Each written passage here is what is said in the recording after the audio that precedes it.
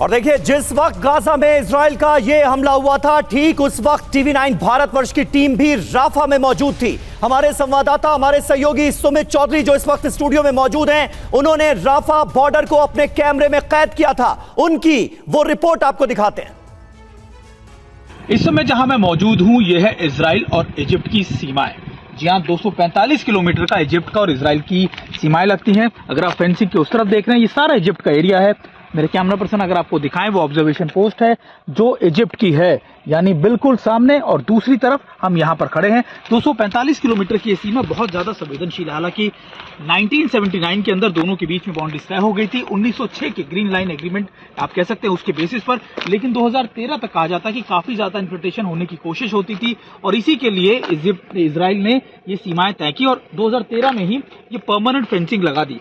एक बार फिर मेरे कैमरा पर्सन अगर आपको दिखाएं, निस्ताने सिनाए हालांकि इसको कहा जाता है, और ये बहुत इंपॉर्टेंट एरिया। हालांकि यहाँ पर अभी शांति है इजराइल के बीच में और इजिप्ट के बीच में, ऐसा कभी हालांकि हाल फिलहाल में कुछ नहीं है, लेकिन फिर भी कहा यह जाता है कि इजराइल ने अपने सभी बॉर्डर्स को सील कर रखा है। बहुत इंपॉर्टेंटली, बहुत कड़े से इसको चेक किया जाता है, क्योंकि कई बार आपको पता नहीं होता कि दुश्मन कहां से घुस जाए। और इस समय टीवी9 भारतवर्ष आपको इन्हीं जगहों से ये रिपोर्ट दिखा रहा है।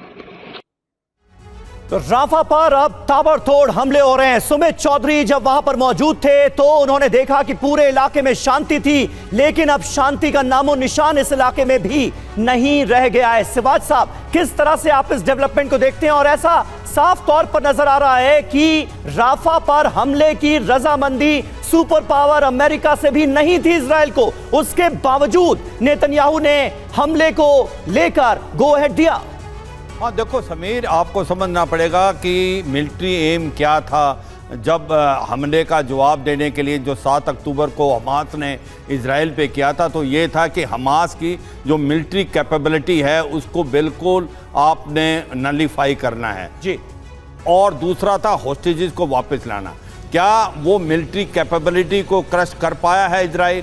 वो बिल्कुल नहीं। करीब 30 से 40% जो मिलिट्री कैपेबिलिटी वो अभी भी बरकरार है। और ये अभी 4 ब्रिगेड जो राफा के अंदर हैं, जो कि हमास की, जब तक इसको बर्बाद नहीं करेगा इजराइल, तब तक हमास का नुकसान नहीं हुआ है।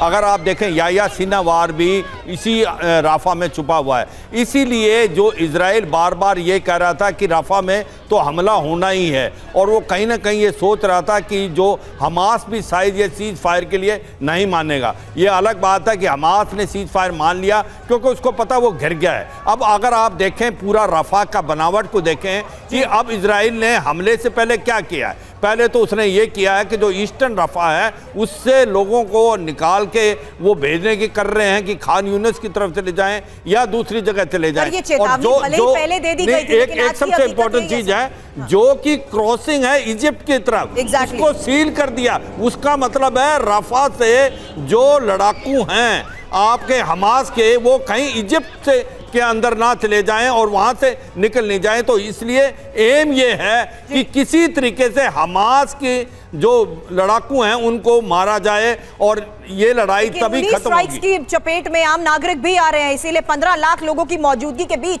जिस तरीके से हमास के लड़ाकों को ढेर करने के लिए ये स्ट्राइक की गई है, यही इस वक्त सबसे बड़ी खबर है। और लेबनान में आईडीएफ की स्ट्राइक के वीडियो भी अब सामने आए हैं, जहां देखिए हिजबुल्लाह के ठिकानों पर हवाई हमले को कैसे अंजाम दिया गया।